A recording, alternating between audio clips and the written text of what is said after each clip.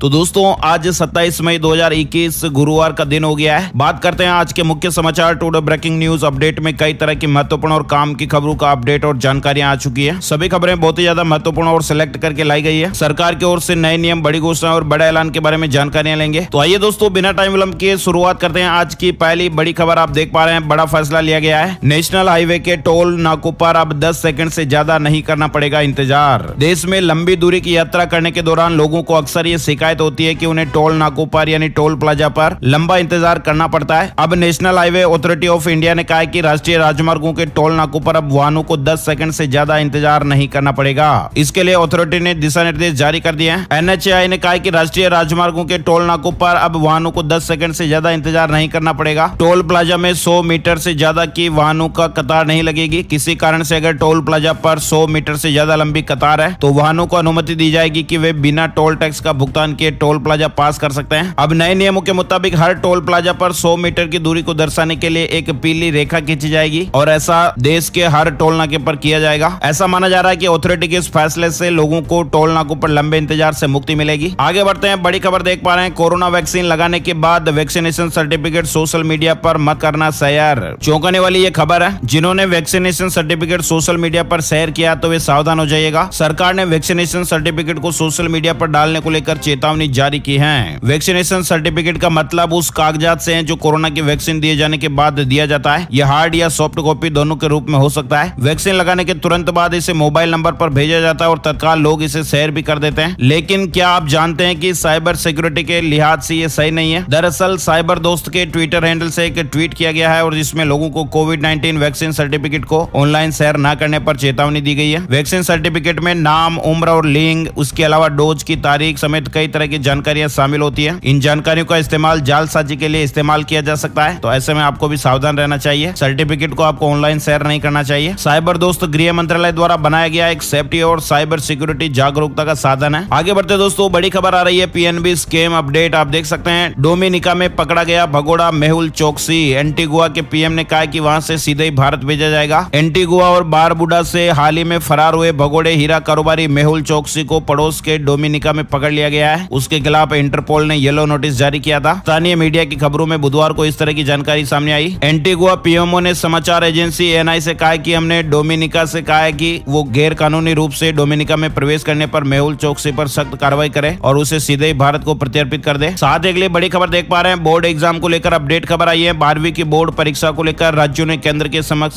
राय रख दी है। 30 मई तक स्थिति स्पष्ट हो जाने की खबरें आ रही है। वायरस महामारी के कारण 12वीं बोर्ड परीक्षा पर रोक लगी हुई है और संक्रमण को देखते हुए सभी राज्यों की अलग अलग राय है। कई प्रदेश परीक्षा कराने पर सहमत है, लेकिन पैटर्न और समय को लेकर थोड़ा असहज है। अब इसके लिए विशेषज्ञों की टीमें गठित की जाएगी। राज्य सरकारों ने केंद्र के समक्ष अपनी राय रखी है। सेंट्रल गवर्नमेंट 30 मई तक ही पूरी स्थिति स्पष्ट कर सकती है। राज्यों से 25 मई तक मांगे गए सुझावों का बारीकी से अध्ययन किया जा रहा है। आगे बढ़ते दोस्तों, बड़ी खबर देख पा रहे हैं। मुख्यमंत्री अरविंद केजरीवाल ने की ड्राइव इन वैक्सीनेशन अभियान की शुरुआत। कार में बैठे बैठे अब वैक्सीन लगवा पाएंगे। बुजुर्गों और दिव्यांगों के लिए ड्राइव इन वैक्सीनेशन अभियान बहुत ही ज्यादा उपयोगी साबित होगा और इस अभियान से वैक्सीनेशन सेंटर पर होने वाली भीड़ से भी बचा जा सकेगा। बड़ी खबर है, 27 मई को जारी होगा DRDO की एंटी कोविड ड्रग 2DG के 10,000 पैकेट का दूसरा बैच। ये बैच आज गुरुवार को जारी होने वाला है। न्यूज एजेंसी ANI के अनुसार दवा के 10,000 पैकेट का दूसरा बैच निर्माता डॉक्टर रेड्डीज लैब द्वारा जारी करेगा। DRDO के अधिकारियों के अनुसार मेडिसिन व्यावसायिक रूप से उपलब्ध होगी। आगे बढ़ते हैं, बड़ी खबर देख पा रहे हैं। इंटरनेट मीडिया प्लेटफॉर्म को लेकर बड़ी खबर है। फेसबुक और इंस्टाग्राम पर अब लाइक छिपाने का विकल्प। इंटरनेट मीडिया प्लेटफॉर्म फेसबुक और इंस्टाग्राम पर यूजर्स को अब सभी पोस्ट पर लाइक काउंट छिपाने का विकल्प होगा। फेसबुक ने बुधवार को इस तरह की जानकारी दी है। फेसबुक की तरफ से जारी बयान में कहा गया है कि उसके प्लेटफॉर्म के साथ ही इंस्टाग्राम पर एक नई सुविधा भी शुरू की गई है, जिसमें यूजर ये तय कर सकेंगे कि उनकी पोस्ट और अन्य मीडिया सामग्री पर लाइक की संख्या को कोई दूसरा देखे या नहीं। इससे दूसरे ये नहीं जान पाएंगे कि किसी की पोस्ट को कितने लाइक मिले हैं। अब दोस्तों लाइक और शेयर की बात आई गई है, तो आपको अगर ये वीडियो अच्छा लग रहा है तो इस वीडियो को आप लाइक का बटन जरूर दबाइए। आपके प्यार और सपोर्ट के लिए बहुत ही जरूरी होता है दोस्तों। और इस वीडियो को आप फेसबुक और व्हाट्सएप पर भी ज्यादा से ज्यादा शेयर करते रहिएगा। चलिए आगे बढ़ते हैं, बड़ी खबर आई है। CA एग्जाम 2021 को लेकर तारीखों का ऐलान हो गया है। ICAI की परीक्षाएं 5 जुलाई से शुरू होगी। CA परीक्षाओं को लेकर इंपोर्टेंट अनाउंसमेंट भी जारी हो गया है ICAI की तरफ से, आप देख पा रहे हैं। साथ ही बड़ी खबर आ रही है साइक्लोन यास को लेकर। तूफान यास से जुड़ी महत्वपूर्ण खबर है। टापू बने उड़ीसा और बंगाल के तटीय इलाके 20 जिलों में भारी बारिश का रेड अलर्ट जारी किया गया है। मौसम विभाग के मुताबिक अगले 24 घंटे भारी से बहुत भारी भारी बारिश हो सकती है। उड़ीसा के कई इलाकों में तेज बारिश का अलर्ट जारी हुआ है। मौसम विभाग ने बंगाल के 11 व उड़ीसा के 9 जिलों के लिए अगले 24 घंटे में भारी बारिश का रेड अलर्ट जारी किया है। चक्रवाती तूफान यास का कहर देखने को मिल रहा है। चक्रवाती तूफान यास से उड़ीसा और बंगाल में भारी नुकसान की खबर है। 4 लोगों की जान चली गई और 20 लाख लोगों को सुरक्षित स्थानों पर भी पहुंचाया गया है। पश्चिम बंगाल के मुख्यमंत्री ममता बनर्जी ने कहा कि चक्रवाती तूफान यास के कारण कम से कम 1 करोड़ लोग प्रभावित हुए हैं। ताउते के बाद एक सप्ताह के भीतर देश के तटों से टकराने वाला यास दूसरा चक्रवाती तूफान रहा। अधिकारियों ने बताया कि उड़ीसा में 3 और पश्चिम बंगाल में 1 व्यक्ति की जान गई है। साथ एक बड़ी खबर देख पा रहे हैं चंद्र ग्रहण को लेकर। देश और दुनिया में लोगों ने देखे सुपर ब्लड मून के नजारे।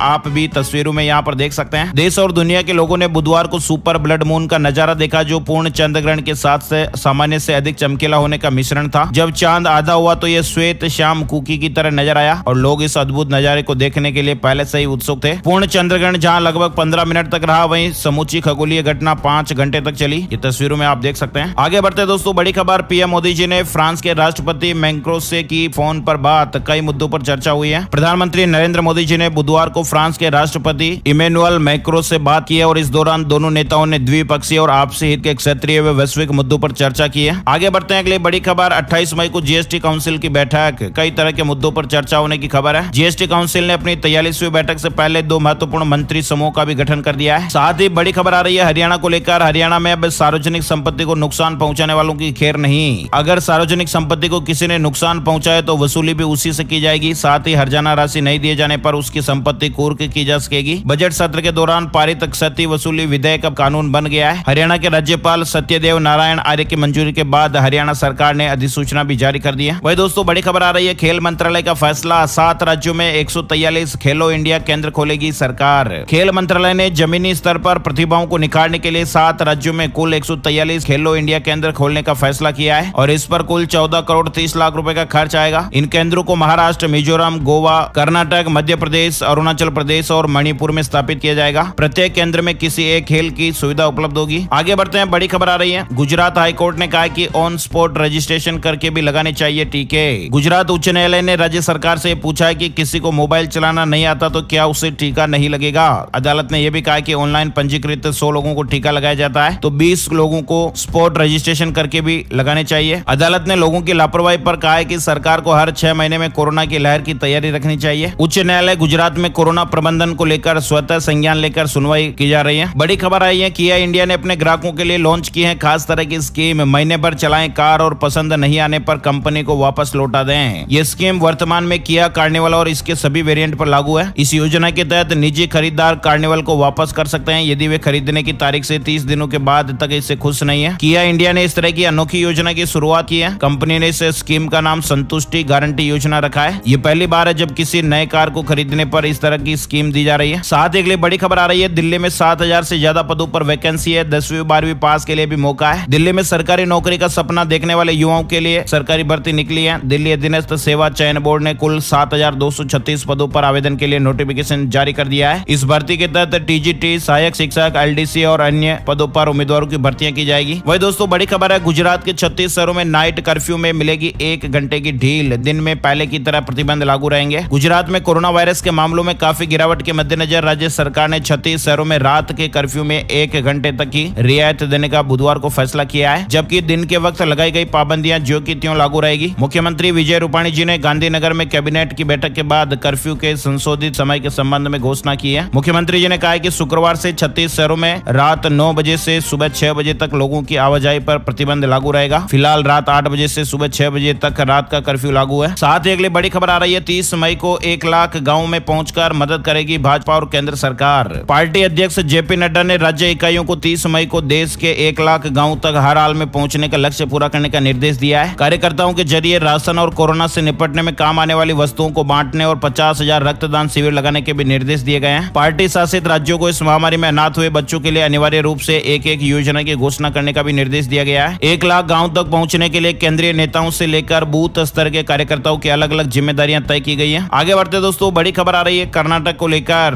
कर्नाटक पुलिस में 4000 कांस्टेबल के पदों पर भर्ती निकली है। अंतिम तारीख 25 जून 2021 बताई जा रही है। आवेदन करने का मौका है। इसके अलावा दोस्तों बड़ी खबर है, वाराणसी में गंगा का पानी हुआ हरा। बीएचयू के वैज्ञानिकों ने जांच शुरू की है। सीपीसीबी ने भी टेस्टिंग के लिए सैंपल लिया है। प्रोफेसरों ने कहा कि जलीय जंतुओं के लिए खतरा हो सकता है। वाराणसी में गंगा के पानी का रंग हरा हो गया है। अर्धचंद्राकार गंगा घाटों और दूसरी तरफ रामनगर की ओर भी हरे सेवाल की एक परत सी जम गई है और इस पर बीएचयू के न्यूरोलॉजिस्ट और गंगा प्रेमी प्रोफेसर विजयनाथ मिश्रा ने सवाल उठाया है। उन्होंने इसका सैंपल विश्वविद्यालय के वैज्ञानिकों को सौंपकर जांच करने को कहा है। केंद्रीय पोल्यूशन कंट्रोल बोर्ड सीपीसीबी की रीजनल टीम भी अलर्ट हो गई है। सीपीसीबी ने जांच शुरू कर दी है कि पानी का रंग हरा क्यों हो गया है। आगे बढ़ते हैं दोस्तों, बड़ी खबर आ रही है। पंजाब में प्राइवेट अस्पतालों में कमजोर वर्ग के कोरोना मरीजों का फ्री इलाज होगा। समाज के कमजोर वर्गों को पंजाब सरकार ने सरबत सेहत बीमा योजना के अधीन आने वाले कोविड-19 के मरीजों को सूचीबद्ध प्राइवेट अस्पतालों में मुफ्त इलाज देने का फैसला किया है। कल भी आप लोगों ने इस खबर के बारे में देखा होगा। आगे बढ़ते हैं दोस्तों, बड़ी खबर आ रही है पांडिचेरी को लेकर। पांडिचेरी सरकार हर राशन कार्ड धारक को देगी 3,000 रुपए। लॉकडाउन राहत पैकेज आप देख पा रहे हैं। सरकार ने राहत की ये बड़ी घोषणा की है। कोरोना के कारण लागू लॉकडाउन में लोगों की समस्याओं को देखते हुए पांडिचेरी सरकार ने बुधवार को प्रत्येक राशन कार्ड धारक को 3,000 रुपए की राहत राशि देने की घोषणा की है। इसके अलावा मुख्यमंत्री एन रंगासामी ने मछुआरा परिवारों को 5500 रुपए की राहत राशि प्रदान करने का ऐलान किया है। पांडिचेरी सरकार ने केंद्र शासित प्रदेश के 3.5 लाख राशन कार्ड धारकों में 105 करोड़ रुपए के वितरण का फैसला किया है। प्रदेश में 27 अप्रैल से ही लॉकडाउन लागू है और ऐसे में सरकार ने राहत राशि की घोषणा की है। बड़ी खबर आई है, अब बैंक ऑफ बड़ौदा नहीं करेगा 2 लाख या ऊपर की राशि के चेक का भुगतान। ग्राहकों के लिए रखी ये शर्त।